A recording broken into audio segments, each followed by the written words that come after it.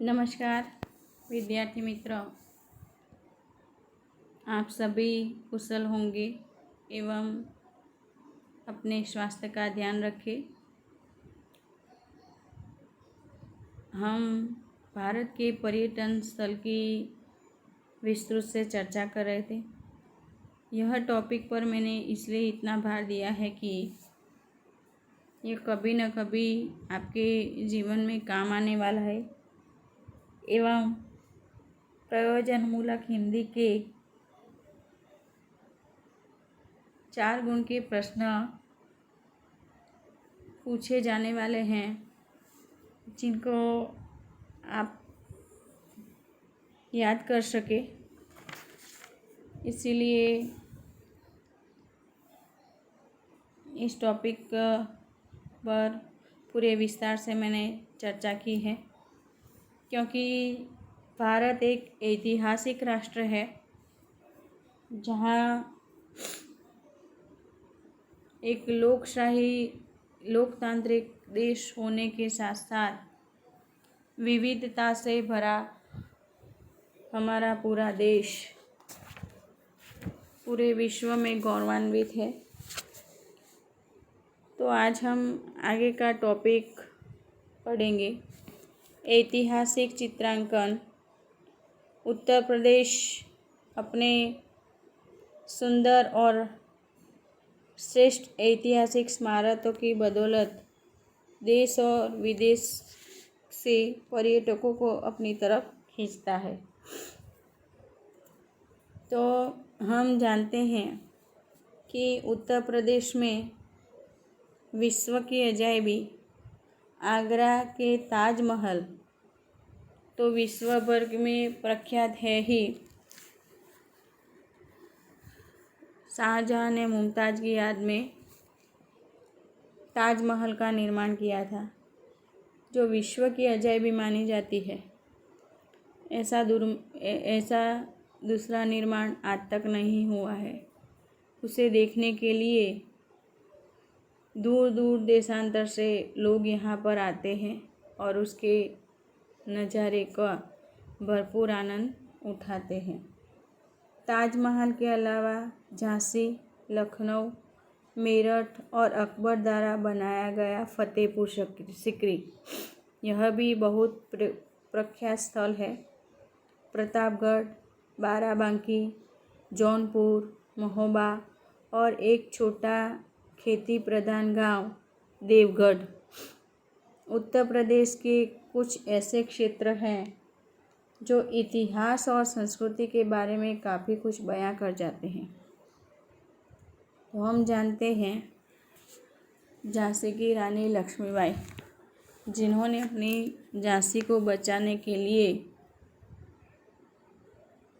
छोटे से बच्चे को पीठ पर बांधकर अंग्रेज़ों के खिलाफ युद्ध किया था। लखनऊ, मेरठ एवं अकबर ने फतेहपुर सीकरी का जो निर्माण किया, जो किलेगढ़ की पहरेदारी करता है, जिनका निर्माण बहुत बारीकाई से किया गया है। इस ऐतिहासिक एवं संस्कृति के बारे में काफ़ी कुछ हमने सुन रखा है। हम में से कुछ लोग वहाँ जाके भी आ चुके होंगे। उत्तर प्रदेश की संस्कृति और खाना और पंथ तो भारत के महत्वपूर्ण नृत्य कलाओं में से एक कथक की शुरुआत यहाँ उत्तर प्रदेश से हुई थी। भारत के दूसरे क्षेत्रों की तरह उत्तर प्रदेश की अपनी संस्कृति है। यहाँ गीत नाच का प्रचलन ज़्यादा है। उत्तर प्रदेश कई उल्लेखनीय हस्तशिल्प, हाथों से छपाई, कालीन बनाना, धातु पर तामचीनी चढ़ाना, बॉकेट का काम, ब्रास, एबोनी के काम मशहूर है। कसीदाकारी का अनूठा नमूना लखनवी चिकन ने देश तो क्या विदेश में भी प्रशंसा पाई है। तो देखना कि उत्तर प्रदेश में हाथों मतलब हाथ अपने हाथ से कपड़ों पर एवं प्रिंट करना। फिर कालीन मतलब जिसे हम गुजराती में सेतरंजी बोलते हैं, बड़े बड़े कालीन बनाते हैं। धातु पर तामचीनी मतलब कि हमारे घर में स्टील का पतीला होता है, उसके नीचे तांबे की जो परत चढ़ती है उसका काम, ब्रोकेड का काम एवं अब्रक का काम यहाँ बहुत ही अनूठा है। लखनवी चिकन वर्क मतलब चिकन का कपड़ा आता है, वो हमारे देश में तो प्रख्यात है ही, किंतु विदेश में भी प्रख्यात है। उत्तर प्रदेश की संस्कृति हिंदू और मुगल संस्कृति का सम्मिश्रण है। कहीं स्मारक एवं व्यंजन से साफ झलकता है। अवधी खाना, कबाब, दम बिरयानी, कहीं मांसाहारी व्यंजन, कुछ ऐसे व्यंजन जो पर्यटकों के मुंह में पानी ला सकता है। तो वहाँ अधिकतर दो संस्कृति के सम्मिलित जोवा મળते हैं, हिंदू एवं मुसलमान। मुगल यहाँ के खान पान की बात करें तो अवधी खाना, कबाब, दम बिरयानी, कई मांसाहारी व्यंजन प्रख्यात है। स्वादिष्ट नमकीन जैसे चाट, समोसा, पकोड़ा आदि ने देश भर के लोगों के दिलों में अपनी जगह बना ली है। इसकी शुरुआत उत्तर प्रदेश से ही हुई थी। हम अधिकतर हमारे नाश्ते में समोसे एवं चाट का अधिकतर उपयोग करते हैं, तो ऐसा कहा जाता है कि इसकी शुरुआत यहीं से हुई थी। उत्तर प्रदेश के बारे में इतना कुछ जानने के बाद ऐसा कोई कारण नहीं है जो एक उत्सुक यात्री की यहाँ की खोज करने से रोक सके।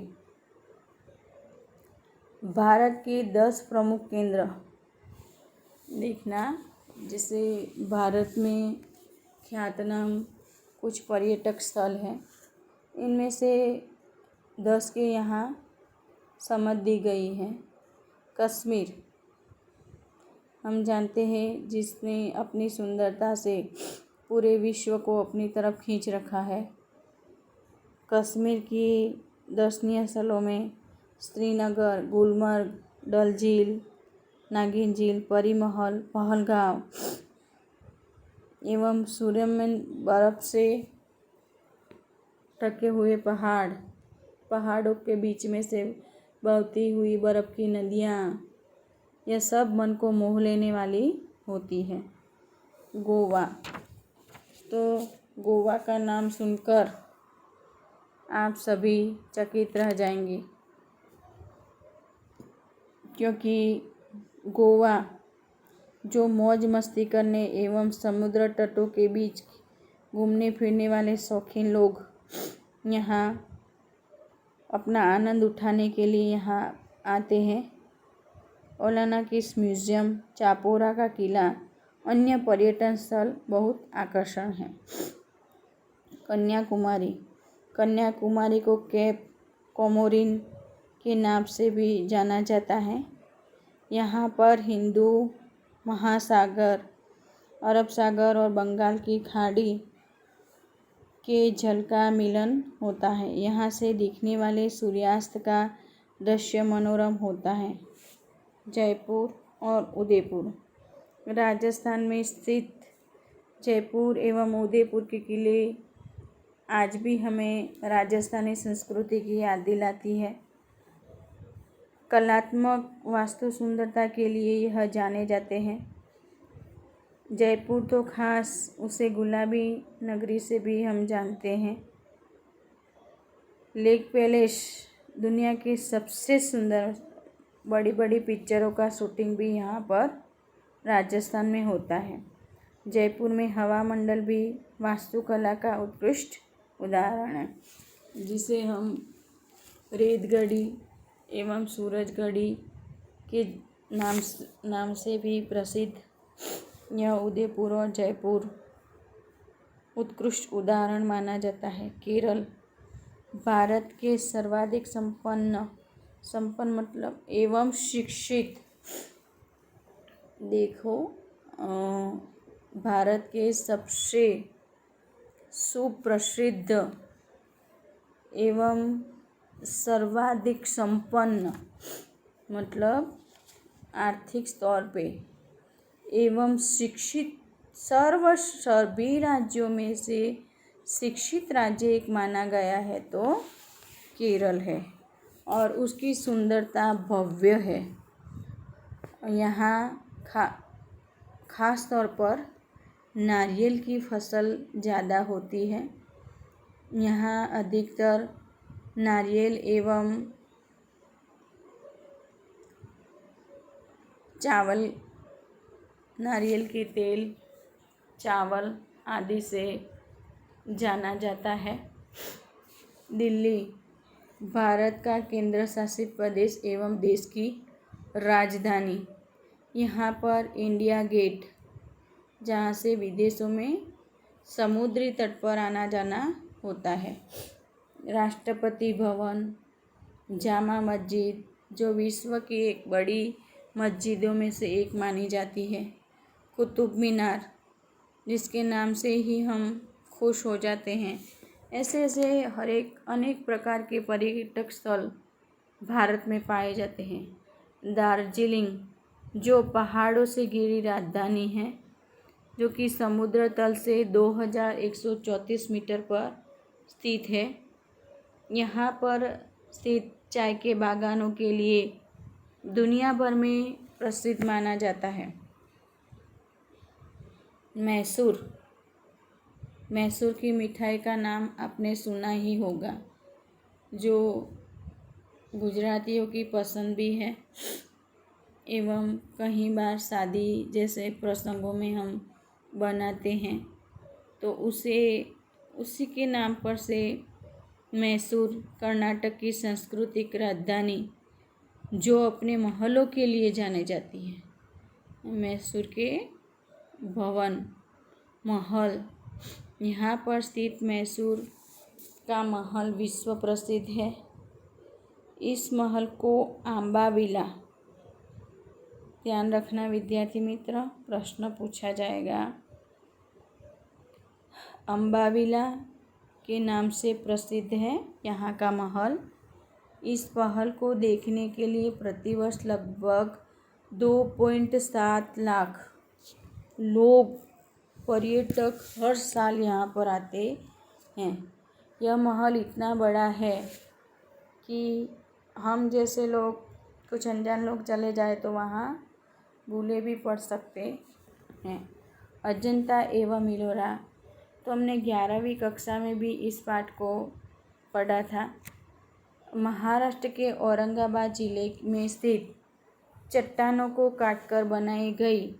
देखो महाराष्ट्र एवं औरंगाबाद जिले में सह्याद्री पर्वतमाला के बीच अजंता एवं इलोरा की गुफाएं चट्टानों मतलब बड़े बड़े पत्थरों को काटकर वहाँ गुफा बनाई गई हैं। यह मूर्तियाँ लगभग यहाँ बौद्ध की प्रतिभा अधिकतर पाई जाती है। बौद्ध के जीवन के सार इसमें निहित है। तरह तरह के चित्र इसमें बनाए गए हैं। ये मूर्तियाँ बौद्ध धार्मिक कला का अद्भुत उदाहरण है। यहाँ पर पत्थरों की गुफाओं में बने मंदिर पर्यटकों को अपनी खूबसूरती से आश्चर्यचकित कर देते हैं। बेंगलुरु जो हमारी कबड्डी की टीम खेलती है, जिसके नाम से हम प्रसिद्धि जानते हैं।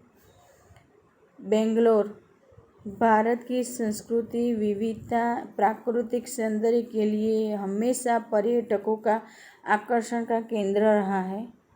यहाँ गोवा जैसा राज्य है, समुद्री तट पर दर्शनीय है। केरल कश्मीर प्राकृतिक सुंदरता के लिए, इसके अलावा कन्याकुमारी आध्यात्मिक आकर्षण। फिर इसके अलावा भी देखो आप पुरी कोणार्क मतलब ओडिशा, द्वारका, सोमनाथ, गिर गुजरात, ऊटी, कोडाई कैनाल, मैसूर, बेंगलोर आदि अनेक प्रमुख पर्यटन स्थल हैं। राजस्थान भारत की ऐतिहासिक धरोहर से परिपूर्ण राज्य है। तो ताजमहल आगरा में है। पूरे भारत में फैली विविधता, हमारा देश विविधता में एकता और एकता में सुंदरता में समाहित है। इसीलिए विद्यार्थी मित्र, भारत की कल्पना एवं तुलना किसी अन्य देश के साथ कतई नहीं की जा सकती है। हमारा देश हमेशा गौरवान्वित है, था और रहेगा। तो इसकी सुंदरता का भी हमें गौरव प्राप्त होना चाहिए। सौंदर्य और आकर्षण बरबस की दुनिया भर में पर्यटकों की अपनी ओर खींचता है। मैंने प्रयोजनमूलक हिंदी इसीलिए ही भारपूर्वक पठन किया एवं आपको समझाने का प्रयत्न किया है कि हमारा देश सचमुच ही गौरवान्वित है। उस पर हमें हमेशा गर्व होना चाहिए। और आप कहीं और किसी से भी बात करो तो हमारे देश में देखने लायक स्थलों की भी चर्चा करना, क्योंकि इससे जुड़े अधिक कारोबार आर्थिक तौर पर एवं विकास के तौर पर हमारे देश को आगे लाने वाले हैं। साथ ही साथ अनेक बेरोजगारों को रोजगारी प्रदान करने का एक जरिया है।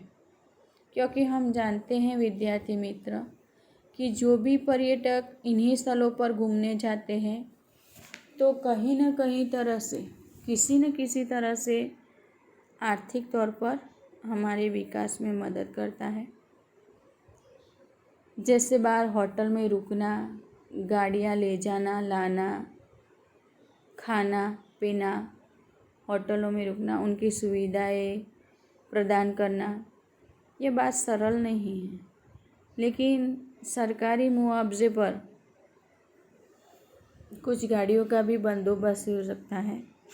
इसीलिए पर्यटन हमारे जीवन का अभिन्न अंग है। मन को एवं शरीर को भी स्वस्थ रखने में हमारी मदद करता है। तो विद्यार्थी मित्र, आप स्वाध्याय कार्य की किताब में इससे लिख लेना एवं स्वाध्याय नीचे दिया गया है। आपको याद भी करना है, ऐसे नहीं कि लिख लेके छोड़ दिया। मैंने देखा था कि कई विद्यार्थियों ने अपना गृह कार्य बताया है और कई विद्यार्थी ऐसे भी हैं कि हम चाहे कितना भी कहें वह हमारी बात सुनना नहीं चाहते, शायद ऐसा लगता है। लेकिन आपको अपने भविष्य की चिंता करना, और कई विद्यार्थियों ने जो स्वाध्याय कार्य बताया है उसमें प्रयोजनमूलक हिंदी के स्वाध्याय कार्य नहीं किए हैं। तो मैं आपको बता दूं कि आपको यह स्वाध्याय कार्य फर्जियात तौर पर लिखना है। काम अधूरा नहीं चलेगा। कृपया अपने भविष्य की ओर ध्यान खींचे। यहाँ से जो भी कार्य दिया जाता है उसे निश्चित रूप से पूर्ण कीजिए, क्योंकि इनमें से 4 गुण के प्रश्न पूछे जाते हैं जो आपके लिए बहुत ही आवश्यक है। क्योंकि जिन्होंने ठाना है कि हमें इस साल अच्छे से अच्छा परिणाम लाना है, अच्छे से अच्छे परिणाम से हमें पास होना है, वही विद्यार्थी मित्र शिक्षक मित्रों के द्वारा दिए गए वीडियो पर अच्छी तरह से ध्यान दें, उनको फॉलो करें। क्योंकि आपकी मेहनत ही आपका परिणाम निर्भर करती है। इसीलिए आलस न करके जो भी काम यहाँ से दिया जाता है पूर्ण ईमानदारी के साथ कीजिए एवं पढ़ाई भी करते रहिए। स्वाध्याय कार्य थोड़ा थोड़ा करके पूर्ण कीजिए और आपके इम्तिहान शुरू होने वाले हैं, उसे ध्यान में रखते हुए परीक्षा लक्ष्य तैयारी कीजिए और साथ ही साथ एक अच्छी तरह से अच्छे विद्यार्थियों को, आदर्श विद्यार्थियों के लक्षण यही हैं: सुबह जल्दी उठकर पढ़ना, जो जो विषय कार्य का काम दिया गया है उसे निश्चित रूप पर जिस दिन वीडियो आता है उसी दिन वीडियो को पूर्ण करना है, उसे कल के लिए न छोड़े, क्योंकि कल फिर से दूसरा काम बढ़ जाएगा। इसीलिए काम तो आपको पूर्ण करना ही है।